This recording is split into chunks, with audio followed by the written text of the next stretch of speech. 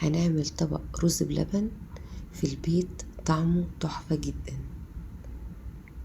اول حاجة انا هقولك على مقدار كيلو الحليب.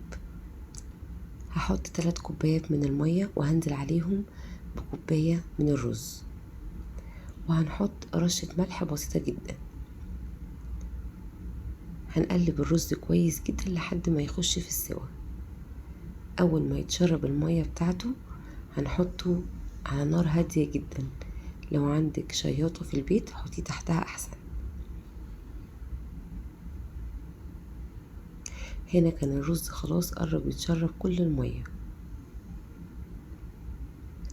هقلبه كويس جدا. هنا كان خلاص كده اتشرب كل المية، وهبتدي احضر الحليب. انا هنزل عليه، انا كنت عاملة هنا كوبايتين من الرز مش كوباية واحدة. هنزل عليهم ب2 لتر من الحليب. بس انا قلتلك اعملي لو انت هتعملي مقدار صغير قلتلك على مقدار الكيلو. انا بنزل بالحليب بيكون عادي جدا فاتر او من التلاجة.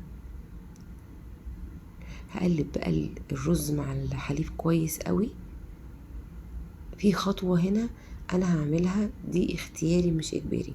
الرز عندي نوعه ما فيهوش نشا، انما انا بعمله اصلا من غير نشا. حطيت نص كوباية من الحليب، هحط عليها معلقة كبيرة كريم شانتيه خام، وهحط عليها معلقتين لبن بودرة، وحطيت معلقة نشا. للأسف استخدمت النشا عشان خاطر الرز عندي نوعيته مش حلوة خالص. انما لو الرز عندك في مصر بيبقى الرز نوعيته حلو جدا، فانا مش بحط نشا خالص على الرز بالحليب. والخطوة دي بتعمل لي زي كريمة. هنزل بقى بالسكر الاول. السكر هنا حسب الرغبة. انا بحط على كيلو الحليب نص كوباية من السكر. لو انت بتحبي الحاجة مسكرة قوي زودي بقى السكر حسب الرغبة. فانا حطيت على 2 كيلو حطيت كوباية سكر واحدة، وهنزل بالخليط اللي انا عملته. وطبعا هنحط رشة من الفانيليا، وهبتدي ان انا اقلب الخليط كله لحد ما احس ان هو قوامه تقل شوية معايا. يعني ما تخليهوش يتقل قوي معاكي، لا خليه يبقى بصي. انا هنا كنت خلاص شلته من على النار. لا هو تقيل قوي هيبقى متماسك جدا، ولا هو خفيف قوي، لا القوام ده ممتاز للرز بالحليب. هتقدميه بقى في اطباق. انا بجيب دايما اطباق بلاستيك يعني ناكل فيها وبنرميها على طول. هتقدميه بقى في اطباق في بولات ازاز زي ما انت عايزه. هسيبه لحد ما يبرد تماما، وبعد كده بتحطيه في التلاجة. اهم حاجة عشان الوش بتاعه ما ينشفش لازم بعد ما يبرد خالص لازم تغطيه. حتى لو انتي ما عندكيش يعني غطيان لأي بولات بتقدمي فيها، غطيه بأي حاجة، ورق فويل، بستريتش، بأي حاجة. هنا انا خلصت الكمية كلها، هسيبها لحد ما تبرد خالص، وبعد كده بحطه في التلاجة.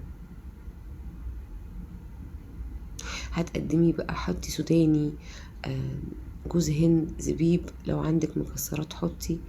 بجد طعمه احلى كتير كتير من بره. حاجة انت عاملاها بايدك. الحليب، الرز، كل حاجة خطواتها سهلة جدا وبسيطة. ابتدي بكيلو واحد بس، جربيه في البيت احسن كتير من اللي احنا بنجيبه من الشارع. كان عندي حبة مكسرات حطيت كده على الوش. ممكن تحطي اي حاجة انت عايزاها، اي حاجة بتحبيها، حتى لو فواكه.